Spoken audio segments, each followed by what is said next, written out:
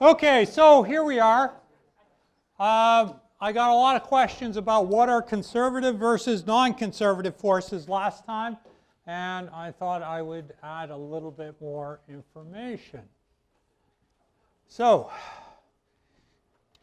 if you look at something where you have defined a datum down here at the bottom, and that, again, this sort of upside down triangle with two lines underneath just means it's a zero location. And for that zero location, I'm going to say I have a box that I'm going to move up to position 2, and then I'm going to move it back down. So 1, 2, and then over there, 3, 4. So for 1 to 2, the block goes MGH2, MGH1, MGH2, MGH1 for 3 to 4. Maybe I'll do that a little differently.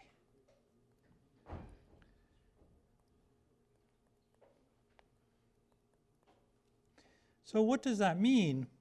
It means if I look at the change in delta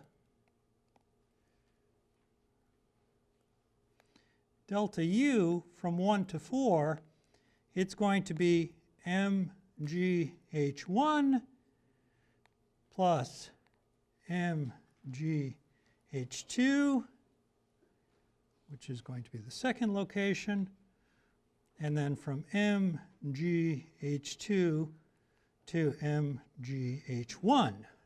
So that's maybe not as a plus, maybe just as a distance.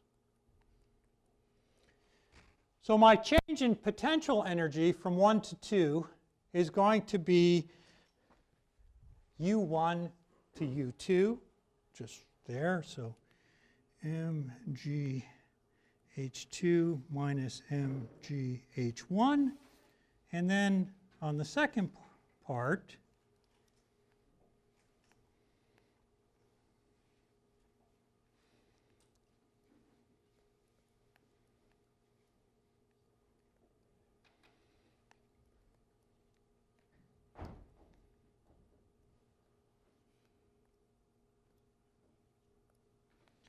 one to 2, 3 to 4.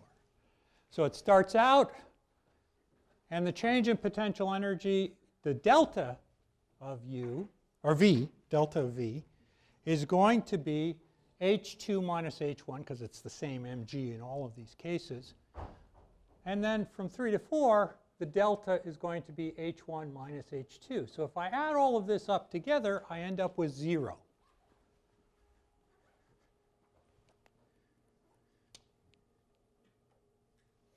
Now, if I do the same thing and I look at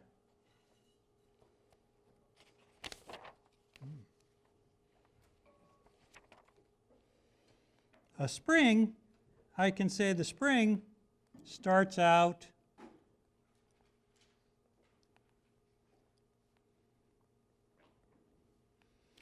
at the first location, goes to the second location, returns to the first location. So 1, 2, 3. So I've stretched the spring, allowed it to relax, stretched it again. If I look at the delta U in all of these cases, from 1 to 2, it'll be 1/2 kx1 squared minus 1/2 or no, kx2 squared, kx1 squared plus 1/2 kx1 squared minus 1/2 kx2 squared. And that will equal 0. So again, a conservative force is a force, or a conservative potential, or conservative forces are ones that are not affected by what you do. So again, if I walk to the top of the stairs and come back down, my delta in potential energy is 0. However,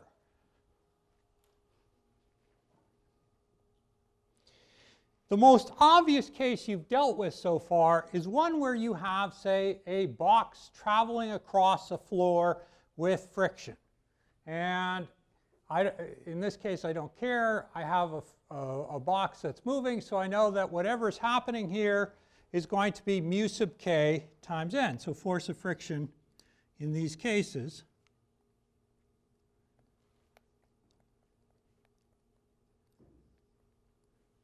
and in that case, it will be force of friction which opposes the motion, and it acts over the distance d1 to 2.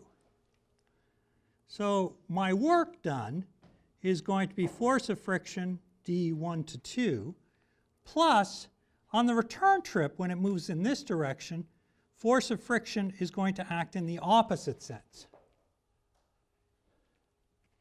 So in that case, I put it down as 3 to 4, but clearly it's 1 to 2, but in reverse, and it's an opposite signed value. So it goes from d1 to d2.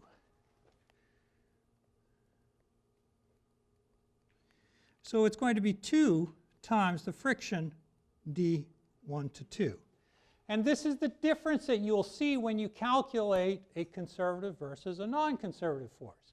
In this case, it matters what my path was. So if I took a path and I dragged a box up and down the stairs and came back to the same point, or if I walked here and then just across the front of the room and dragged the box back here, my friction, or work done by friction, would be different, which is the difference between conservative and non-conservative forces.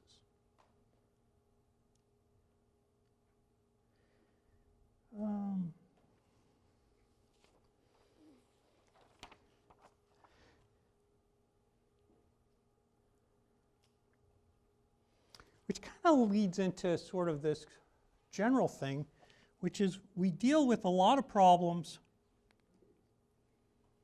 where we have pendulums. And so yesterday, for example, I did a problem with a kid on a swing. It's the same one that we had before. The kid starts out at 1, kid ends up at 2. But this is any pendulum.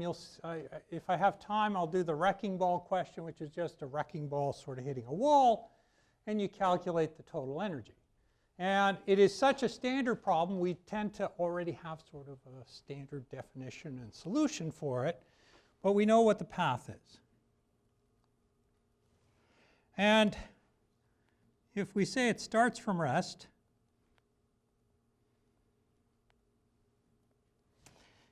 T1 is equal to 0 because there's nothing happening. Work 1 to 2 is just going to be mg y1 minus y2.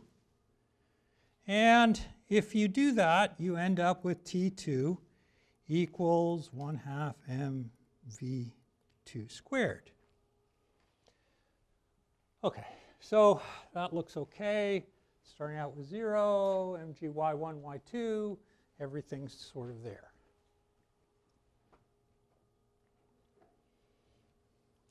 So T1 plus work 1 to 2 equals T2.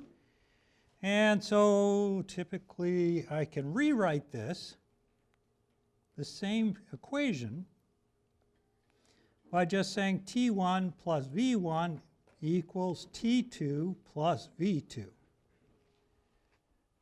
So in this particular case, I have nothing that is non-conservative. There's no friction. There's nothing that will not return to its original state. So both of these equations can be written at this point. If I write it in this form, the difference is T1 plus mgy1 equals T2 plus mgy2, which then equals T1 plus mgy1 minus y2 equals T2, which is, by the way, the same equation as I had before for work. So you're not getting rid of the work term at all. You're just writing it in a way that you can account for it differently. So in this case, on the right, I'm looking at something in terms of its beginning and end state. And on the left, I have to know its path.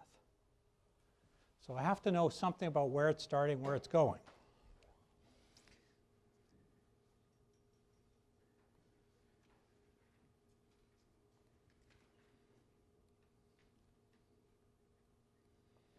So if I do that,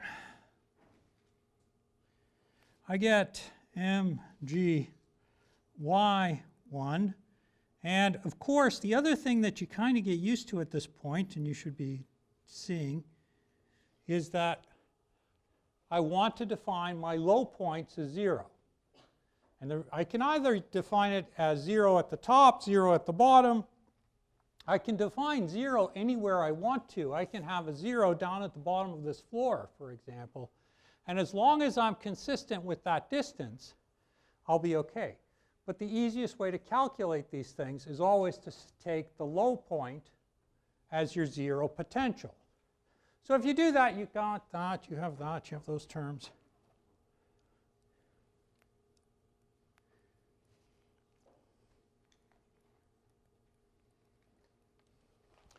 And you end up with an expression that if you solved before with kinetics and kinematics for a pendulum, that should be familiar. And so that term goes away, m, and then you can sort of put this back in. 2gy1 square rooted is equal to v2, which is your answer. The main point here is that everything we did last week still holds. You can solve this problem the same way. So we did the same problem with the kid on a swing yesterday. We could do it the same way in this particular case, but this is a lot easier. Because all I want is the final velocity of whatever this thing is. But it's also a velocity that does not depend on mass. And it really doesn't depend on anything really other than the difference in height. It'd be different on the moon, of course, but there you go. Any questions on that?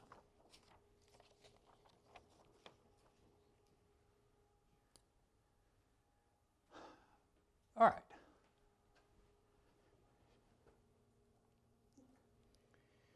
And you work.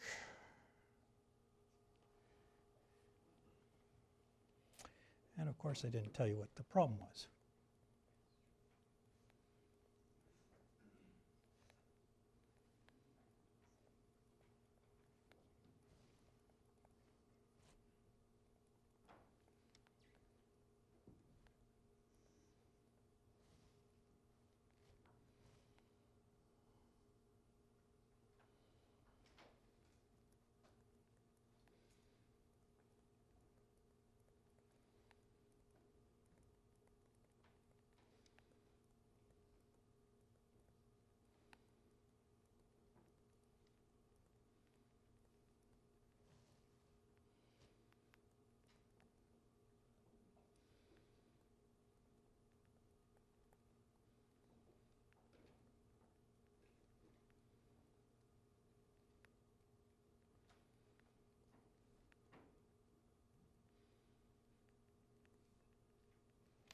So I have a mass, and it's dropping, and as it drops,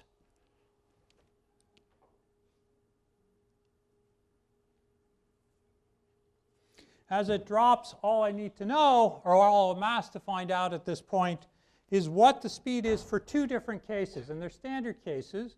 One where I don't have any friction between the crate and the ramp.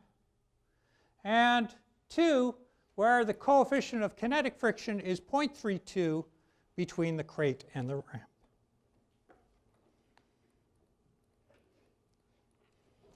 So I'm going to solve it the same way in both cases and then just get the answer at the end.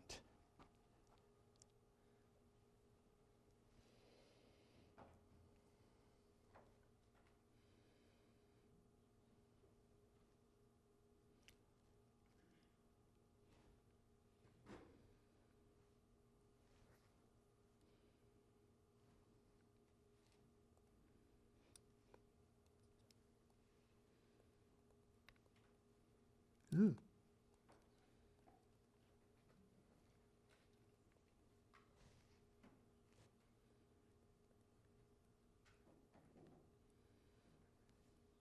So from the geometry, I can get that theta is equal to 35.7 degrees.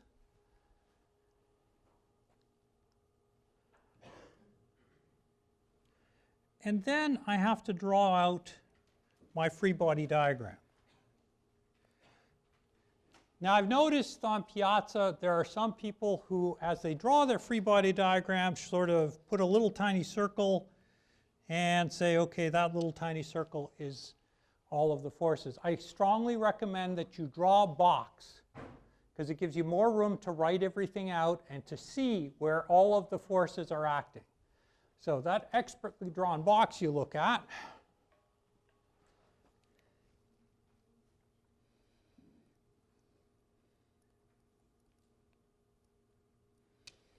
has a coordinate system that's going to be defined in the direction of travel.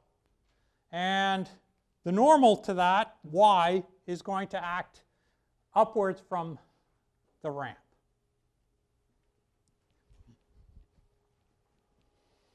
So in terms of forces,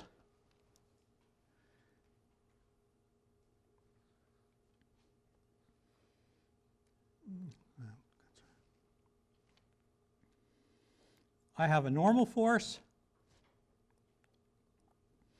I have a force of friction, and I have weight. So I have all of the forces acting in this system. I have the system going down the ramp, all of this, and I need to continue solving this problem.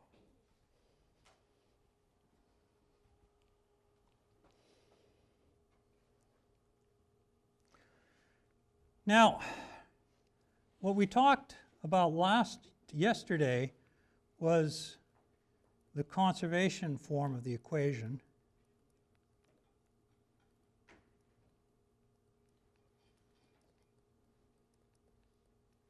And again, I'm going to use potential energy, but now I'm going to add into this expression the friction. And in order to add in the friction, I need to add work done from non-conservative forces. And again, primarily in this course, I only have friction as my non-conservative term, primarily. I know I'll get caught at some point and somebody will say, well, wait a minute, that homework problem had this, but 99.9% we will have this, and I'll check and try and make sure it's not wrong. V1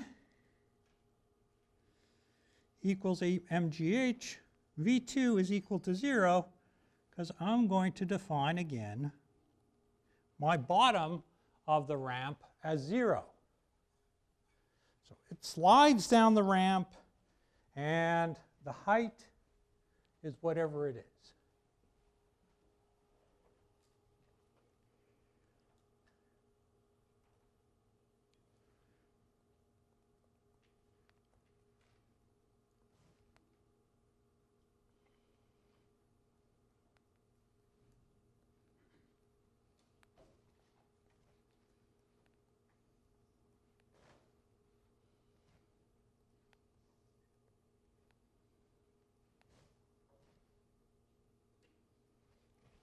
Now you can solve through for all of this. You should have done enough of these examples at this point. I realize it's only 2 weeks, 10 days that you've been into this, but a free body diagram with a normal acting at an angle, it's going to be mg cos theta. You draw it out, you'll see it straight away. You do see it right away. So in my coordinate system,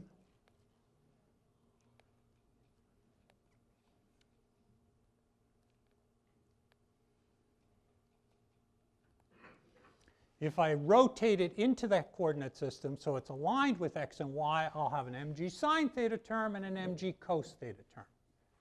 So if I add all of that in and calculate my normal is equal to mg cos theta, mu k times mg cos theta, there you go. That's your force of friction. All right. So work 1 to 2 is negative, by the way. Negative m mu k mg L cos theta. All right. Yeah. It's mg. Maybe I should not do it that way because then it gets confusing. Mg cos theta times the distance L. It goes down the ramp a distance L, but the component of force that's acting in that direction is going to be mu k mg sine theta. So it's all coming down. It's negative because the force of friction is opposing motion. So it will end up being a negative value. And friction is always kind of a downer on things. So if I go back to my expression up top, I have T1 plus V1, V1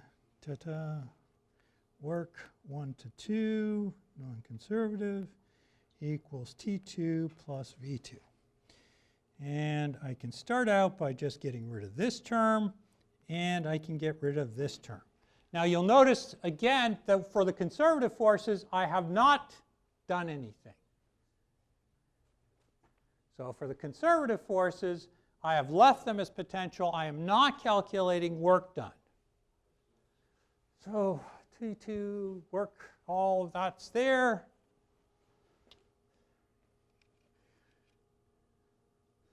And that ends up being, oh, maybe it is okay. Nope.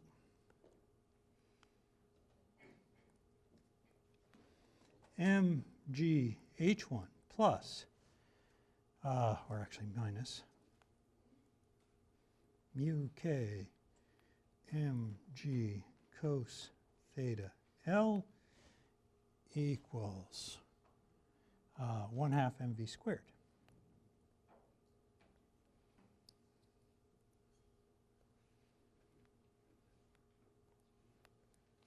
So if you take all the terms out, you get rid of the mass, you'll have again a similar type of expression as the kid on a swing, the pendulum, whatever you're looking at. It does not depend on mass.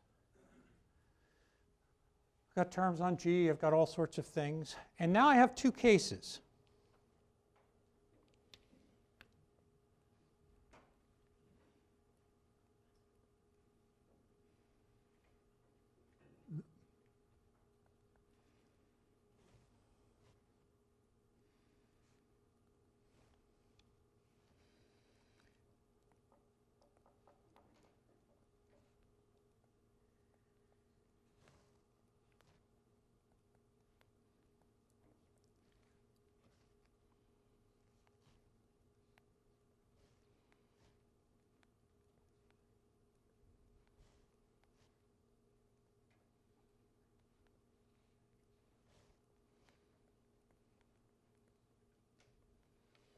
So if I add in, or if I, well, first of all, if I solve it for the case of mu k equal to 0, then that looks exactly like my pendulum equation. So at the very end of the last page of conservative versus non-conservative forces, I sort of threw that same equation in there. And so one of the advantages of approaches like this is, again, no mass. However, if I add in a friction, I have a slightly more complex form, but again, no dependence on mass. Now, the other thing to notice, and it's kind of comforting because it kind of tells me I got the right thing so far, is that both of these kind of make sense. It's higher speed for velocity of mu k equals 0 than it is for mu k equals 0.32.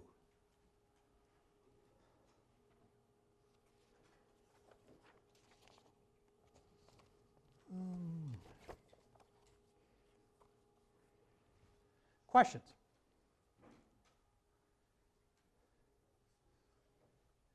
Work energy is a lot of fun because in honesty, you don't have to worry about too much other than the beginning and end positions of whatever you're looking at. You don't worry about the path.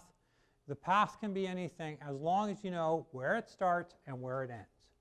So you have all of that, you got that. And let's do roller coaster.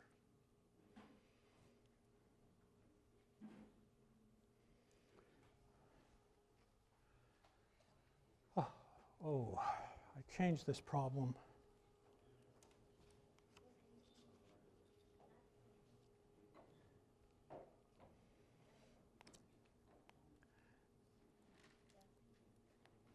I'll give some updated numbers on this, but it's the mass of the car starts at position 1, goes to, oh no, this is not the same one.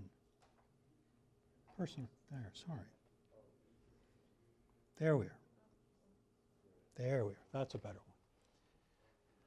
one. Okay, I have a 900 kilogram car, and it starts from rest at point 1, moves without friction down the track shown. Find the force exerted by the track on the car at point 2 and the minimum safe value of the radius of curvature at point 3. So again, you have something that's sort of going downhill. It has a 12-meter drop, goes down to point 2, and then it rises an additional 5 meters. And in that process, you have a radius of curvature, rho 2, which is given as 6 meters. When you get a radius of curvature, you know you have an acceleration normal.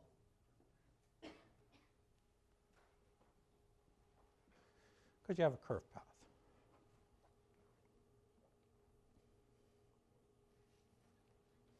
Sort of blowing that up a little bit.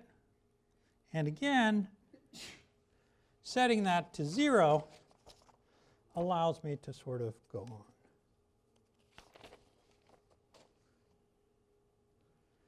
All right, so where you want to go from this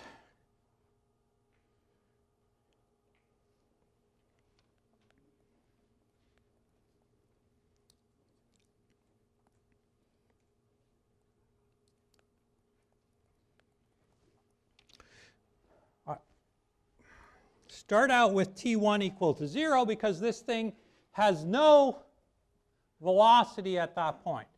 And one thing you have to be sort of aware of is reading through these problems will often say thing starts at rest, thing has a velocity. That's important to define your position 1 sort of conditions. T2 is 1/2 mv2 squared, and since I'm supposed to do work, we will do work. It's going to be mg y1 minus y2. Actually, I'm not going to define. Actually, no, sorry. I'm going to define my 0 here at the top, which gives me 12 mg for the work from 1 to 2. So as it goes through, it's going to be negative, negative 12, so it ends up being a positive value of 12 meters times the weight of the car. So again,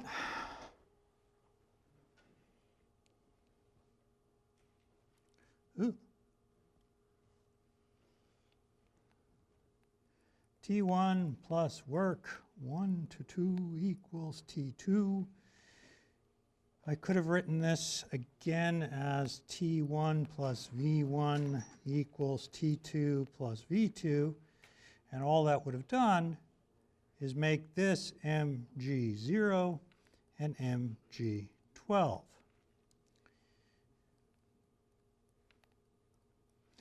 So in that case, either way, I end up with the same expression. which is mg 12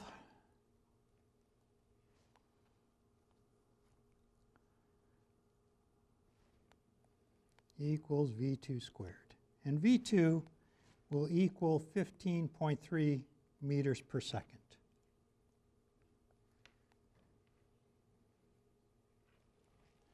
So now I have what's happening at the top and the bottom. And again, if you use you can, and many people end up doing this and then coming back and saying, I did it completely differently than you and I got the same answer. Yes, you can use the techniques from last week. But if you do it with the techniques from last week, you need to know the path. And you also need to do kinematics and kinetics to get to that answer. This is, you know, despite the number of equations I wrote there, if I were doing it in my office, I would get the answer in one step. And it's important to understand the calculation is a lot more straightforward and a lot easier with this approach.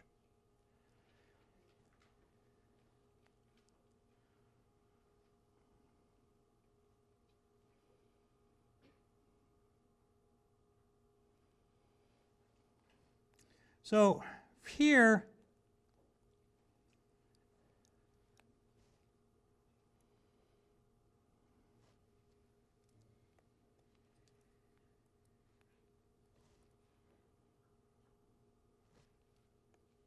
it's not the right way to write it.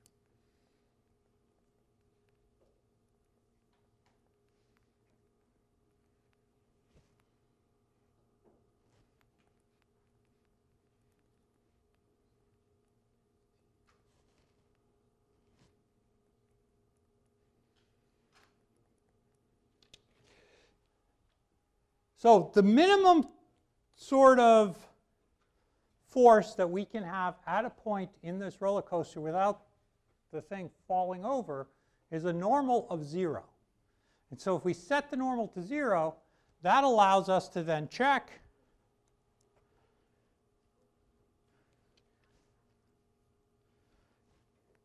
and we end up with 5 mg as what we'll get in this particular case, which is roughly, well, it doesn't matter. That's not important.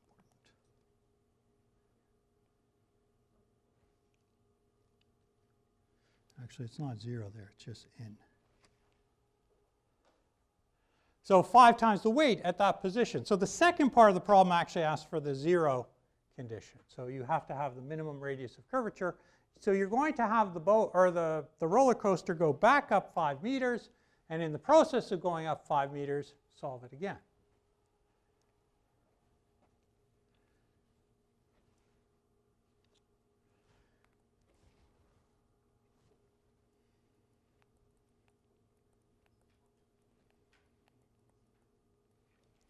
You can solve it any way you want to. You can solve it from 2 to 3 or 1 to 3. The advantage of going from 1 to 3 is that there's no friction, there's no losses, and you have a 0 to start with. Okay.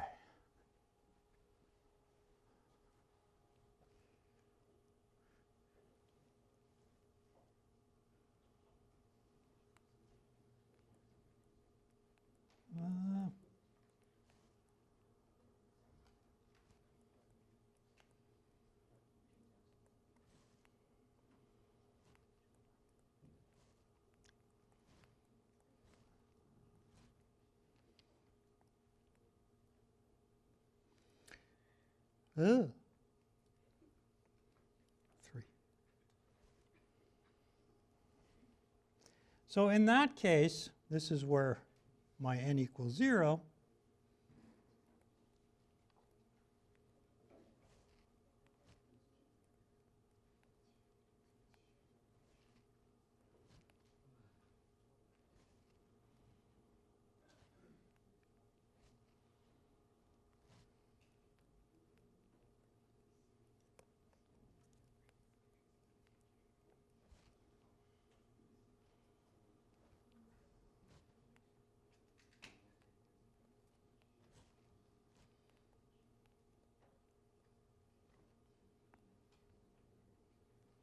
And you end up with rho equal to 14 meters.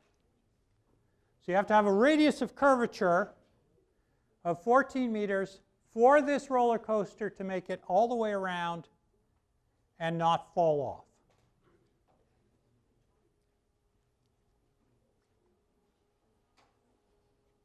Any questions on this one? Go ahead.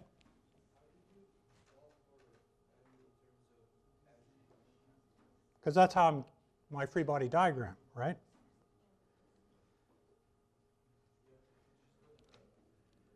That shouldn't be there. That's mg. So normal equals mg at that point. Yes.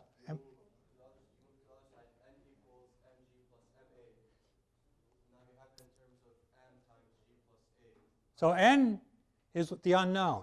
I have mg. I have man. The first part of the problem, what is an? What is the normal acceleration?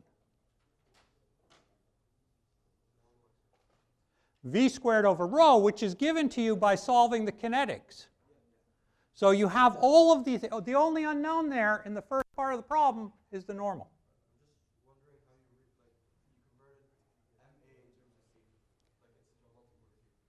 What? Sorry? Yes. Yes. The net force, so there's only two forces acting in the system. Is there anything else? That's the entire free body diagram. So I have the weight acting downward, I have the normal from the track acting upwards, and that's my entire system. All of that is acting on a system where the normal acceleration is acting downwards towards the center of curvature. So if I set it up, I can say mg minus n equals man. And that's how I'm doing it. And so in these problems, you're going to get a surprising number of problems where you have radius of curvature that appears, radius of this that appears. And in all of those cases, what you want is to solve for velocity using kinetics, or conservation of energy, pardon me. And then from there, move into the free body diagram. You can, in all of these cases, solve these problems again without any type of additional thing.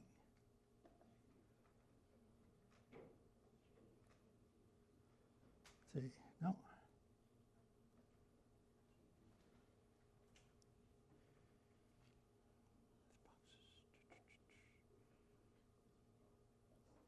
Oh.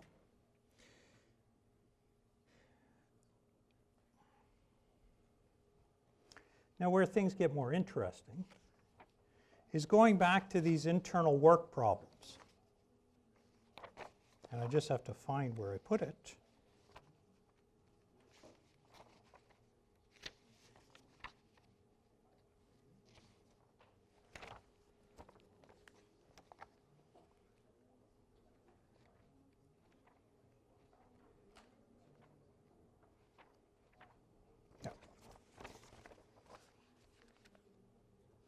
So one of the things we talked about yesterday is what happens to internal forces.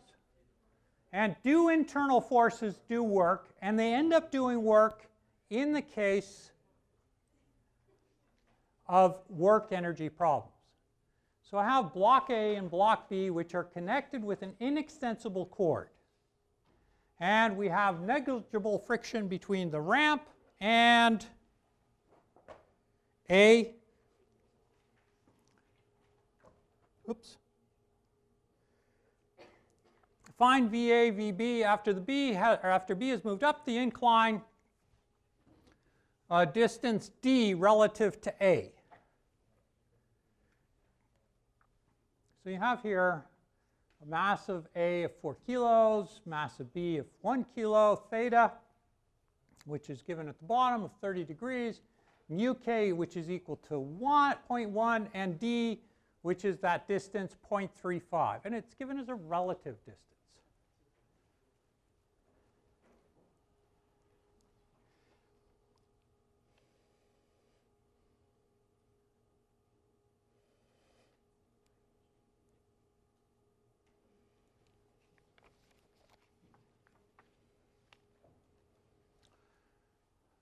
So to avoid me making too many mistakes, this is going to treat it two different ways, one as a system and then as a separate particles.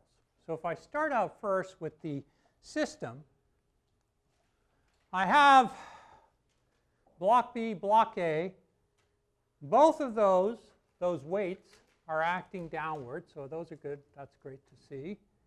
I have a reaction force from the pulleys, Px, Py, Rx, Ry, and I have a direction or information sort of defined there.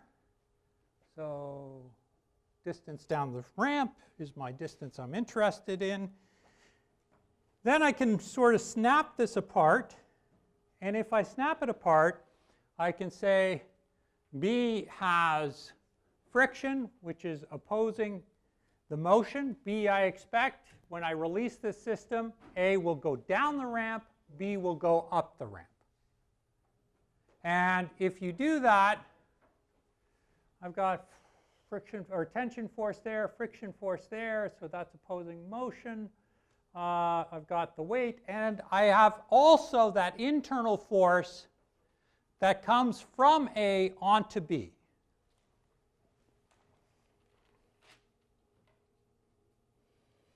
So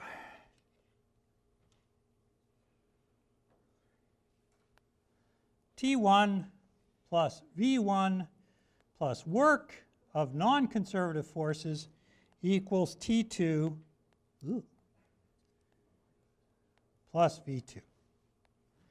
T1 is equal to 1/2 MAVA squared 1 plus 1/2 MBVB1 squared. T2 is equal to 1/2 MAVA2 squared plus 1/2 MBVB2 squared. So I have the beginning and the end. I have a change in potential energy I got to deal with. I'm going to start to think about that a little bit. And I have the work done in this motion. Okay.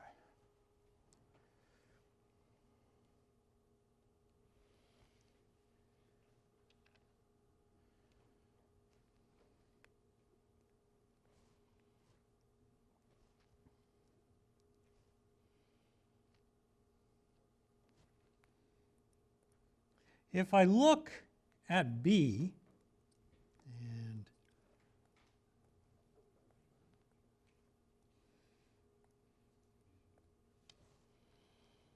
sort of write out terms, I've got NAB minus MBG cos theta, which is equal to 0.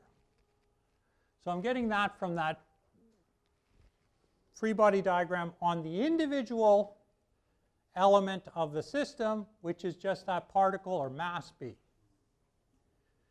And I know that the block isn't bouncing, it's not doing anything weird, so it's all right.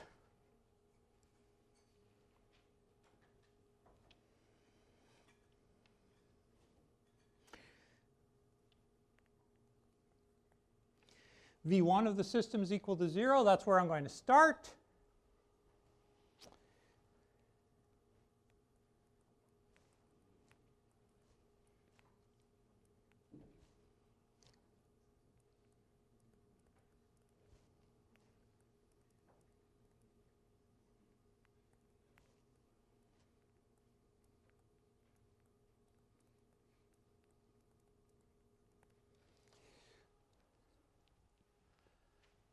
And I have to consider what the change in height is. And the change in height is going to be related to the displacement of both of the blocks.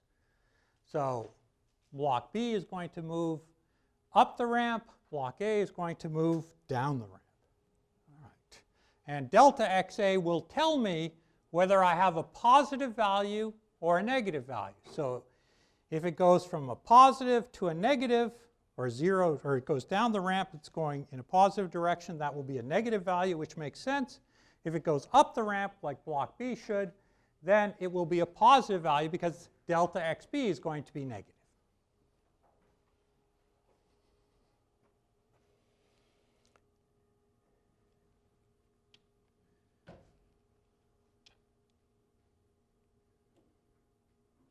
I shouldn't have called. Okay. Oh no, that's good.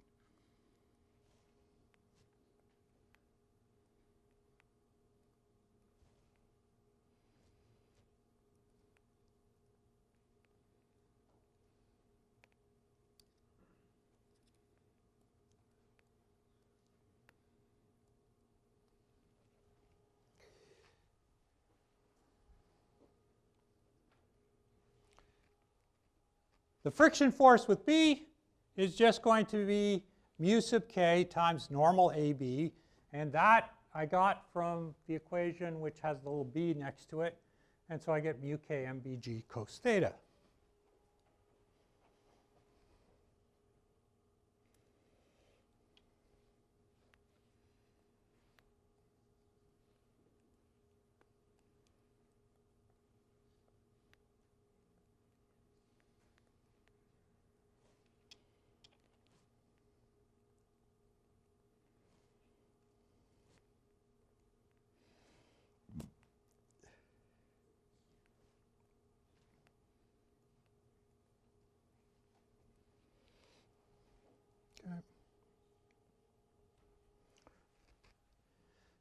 Now I know that the work done by friction is going to be negative, so I put a negative sign in front of it. It's going to whatever distance it goes up. I got minus mu k mb times g times d cos theta.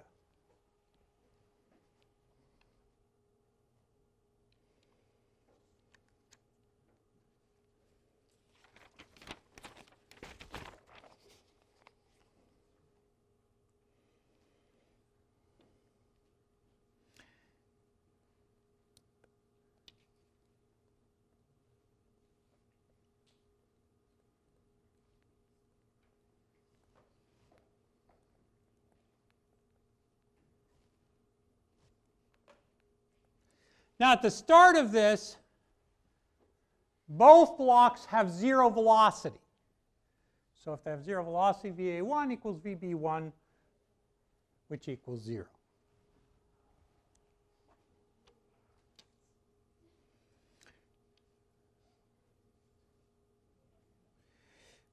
But if you do your absolute dependent motion,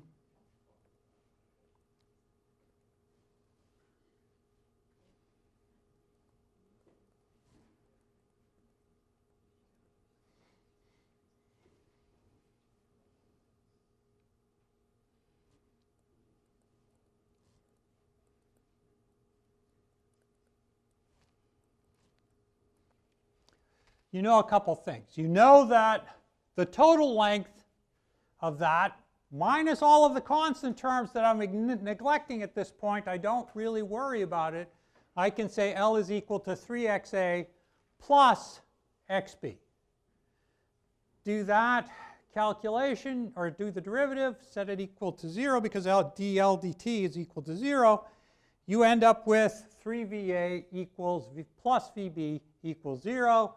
Bring the VB to the other side, and what that says to you is the rate of change of the length of A is positive.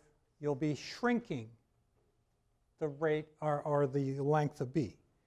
So that's kind of useful. But you were also given a bit of funny information at the beginning of the problem, and that was that the problem is set as relative distances. So delta xa minus delta xb is d that you're interested in. So that's what you're going to solve for, and I have 28 seconds to solve this, so I'm not going to do it today. But what I want to do